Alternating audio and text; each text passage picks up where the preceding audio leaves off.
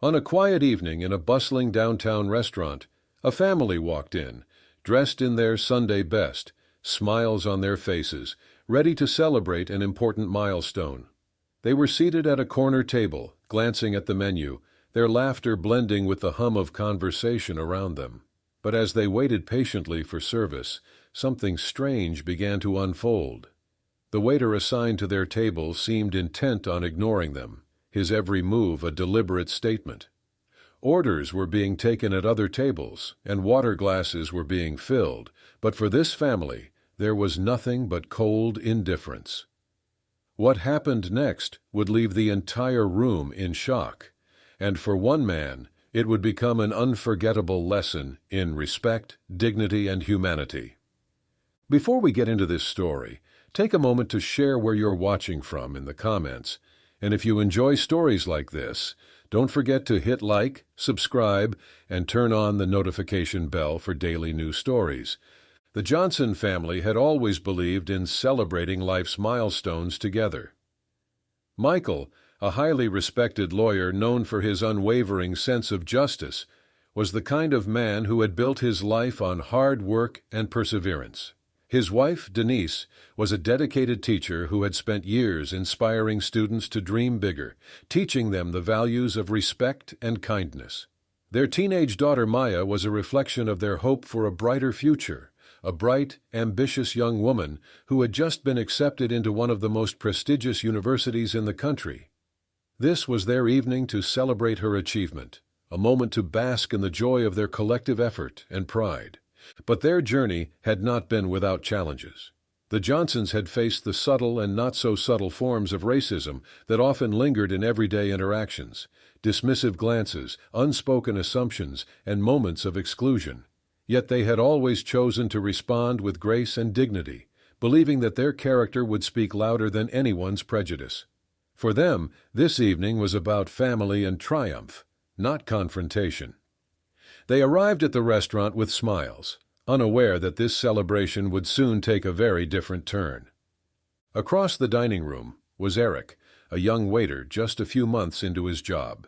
He was known among the staff for being efficient and quick, but his personal biases often surfaced in subtle ways that others chose to overlook. Eric's views weren't something he openly declared, but his actions spoke volumes, serving some with warmth and attentiveness, while others were met with cold detachment. He saw the Johnsons walk in and instantly made assumptions, decisions forming in his mind before he had even spoken a word to them. Eric had no idea that this evening and this family would challenge his perceptions in ways he could never have anticipated. The Johnsons were ushered to their table, their warm smiles met with a brief, disinterested glance from Eric as he tossed the menus onto the table without a word. For the family, it was just another evening out. For Eric, it was a moment to act on assumptions he hadn't bothered to question. Minutes passed. While other tables were promptly greeted with water and cheerful exchanges, the Johnsons sat waiting, unnoticed. Maya glanced around, her excitement slowly giving way to discomfort. Denise, ever patient, raised her hand to catch Eric's attention as he passed by. "Excuse me," she said politely, her voice calm and measured. "Could we get some water and a chance to order?" Eric didn't stop. Without so much as a glance, he muttered, "You can wait. I'm busy." Maya exchanged a look with her parents, her smile now gone. Michael's jaw tightened, but he said nothing, choosing instead to observe. Eric returned to the nearby tables, offering effortless charm and attentive service, a stark contrast to his cold indifference toward the Johnsons. Other diners began to notice. A couple at the next table exchanged whispers, their expressions a mix of curiosity and unease. The tension in the air grew heavier as the Johnsons continued to sit without being served. Denise attempted once more, her voice firmer this time. "Excuse me, we're ready to order." Eric turned, this time stopping but with a look of irritation. His tone was curt as he replied, "I'll get to you when I get to you." He walked away again, leaving the family in an awkward silence. The Johnsons' table became a focal point for quiet observation in the restaurant. Staff members avoided eye contact, perhaps unsure of whether to intervene. Nearby, patrons exchanged more glances, some uncomfortable, others appearing to silently question what was happening. Michael leaned back in his chair, his expression calm but thoughtful. He was a man who understood the power of timing and response. What would happen next wasn't clear to anyone watching, but one thing was certain: the Johnsons weren't leaving quietly, and Eric was about to face something he hadn't anticipated. Michael leaned forward, his voice steady and deliberate. "Let's not make a scene just yet," he said to Denise, who nodded in agreement. The family chose not to raise their voices or demand attention, even though the discomfort was now visible on Maya's face. Instead, Michael calmly motioned for another server passing by. "Excuse me," he said politely. "Could you ask the manager to come over, please?" The server hesitated, glancing quickly toward Eric, who was stationed at another table, chatting animatedly with other diners. There was an uneasiness in the server's expression, but eventually they nodded and disappeared into the kitchen. Moments later, Eric returned to the Johnsons' table. His smirk was impossible to miss. "You called for the manager?" he asked, his tone laced with sarcasm. "Good luck with that. She's busy." Without waiting for a response, he turned and walked away again, shaking his head as if the request were laughable. By now the surrounding tables were paying closer attention. A woman at the next table leaned toward Denise. "I'm so sorry," she whispered, her voice barely audible over the clinking of cutlery. "I've noticed him acting like this before. It's not right." Denise offered a polite smile, but said nothing, keeping her focus on Michael, who remained composed. Eric, however, seemed emboldened by the lack of immediate confrontation. As he moved past the family's table again, he muttered loud enough for nearby patrons to hear, "Some people just don't know their place." The words hung in the air, drawing gasps from a few diners who had overheard.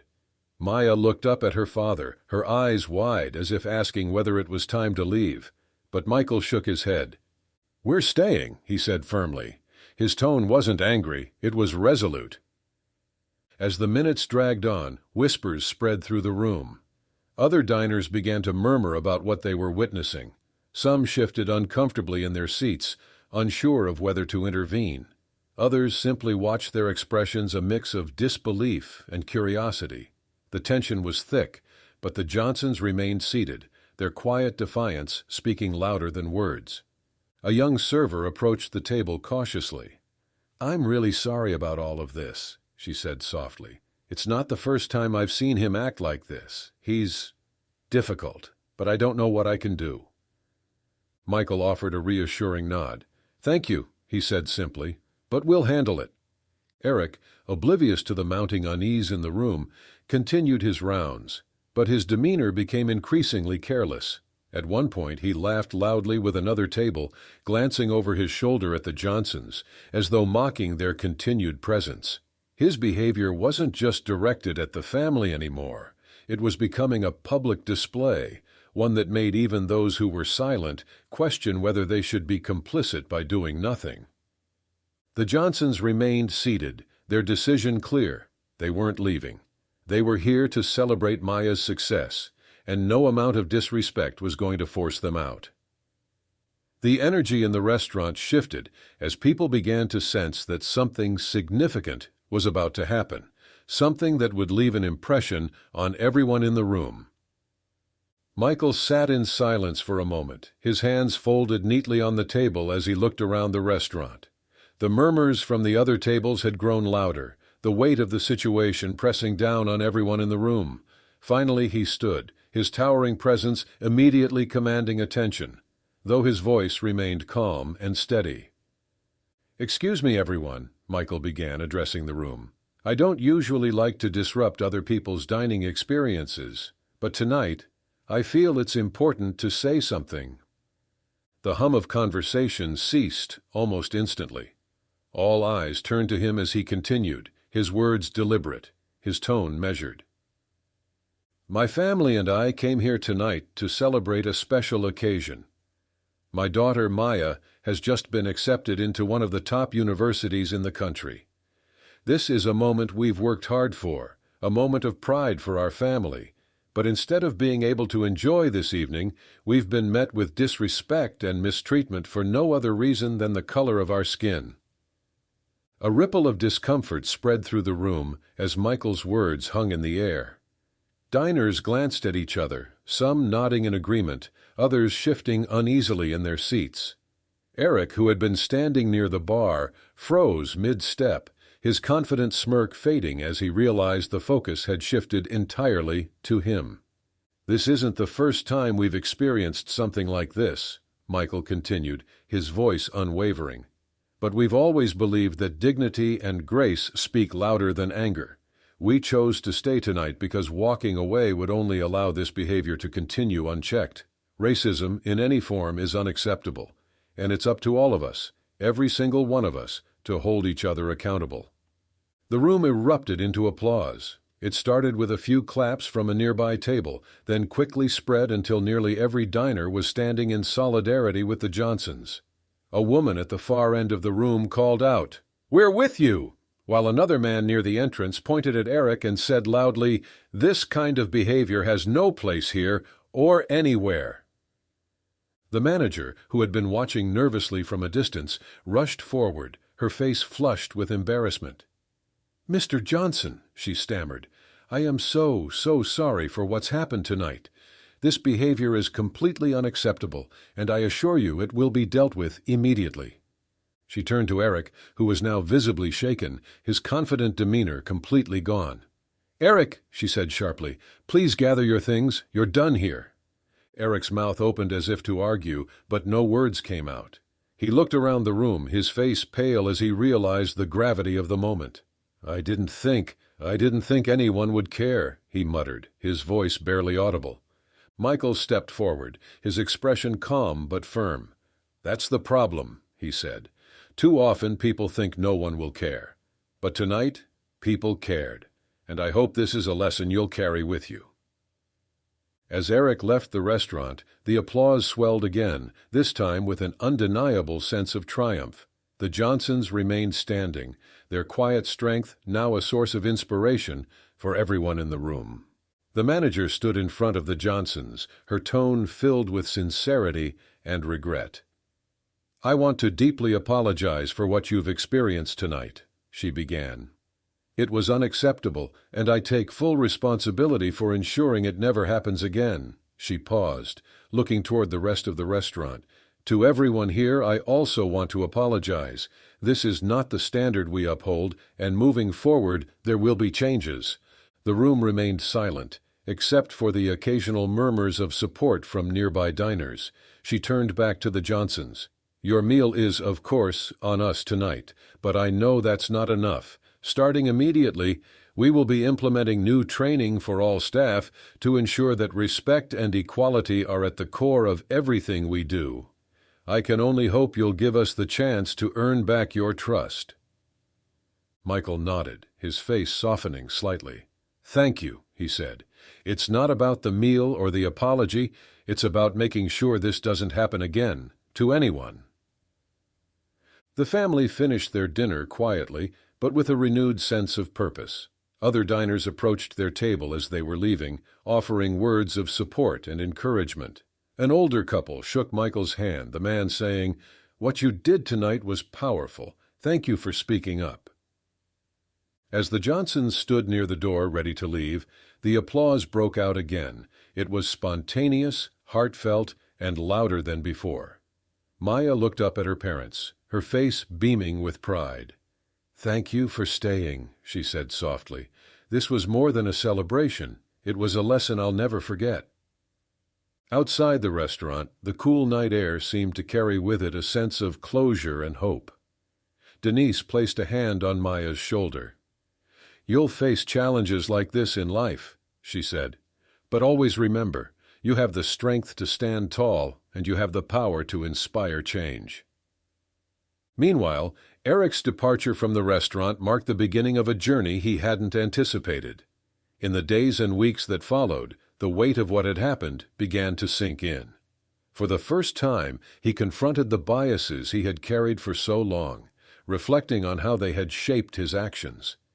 Losing his job was a wake-up call, forcing him to reevaluate not just his behavior, but his understanding of others.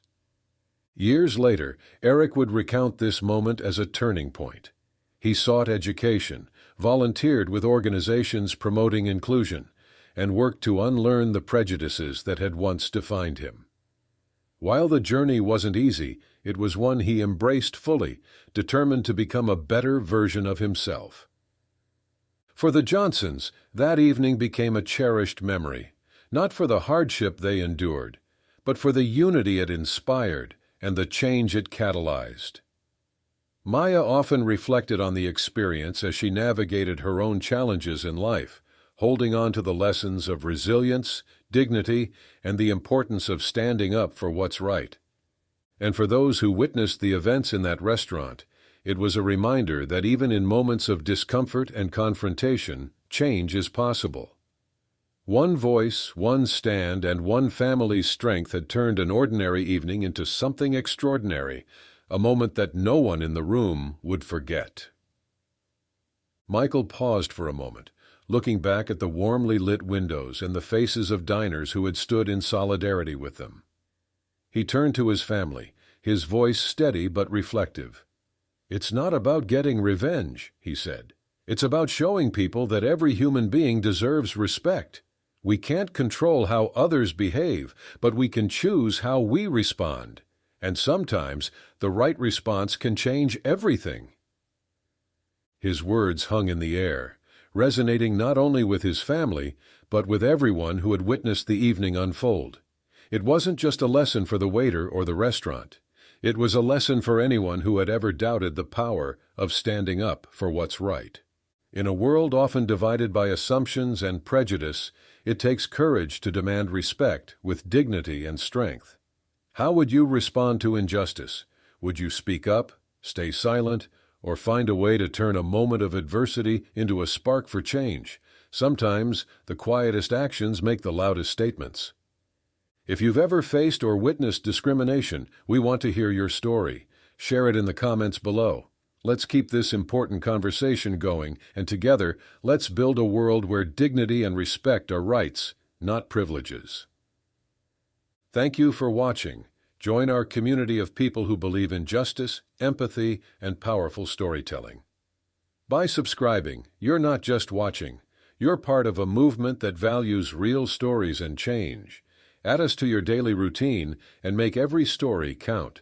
Subscribe and join us each day for stories that make an impact.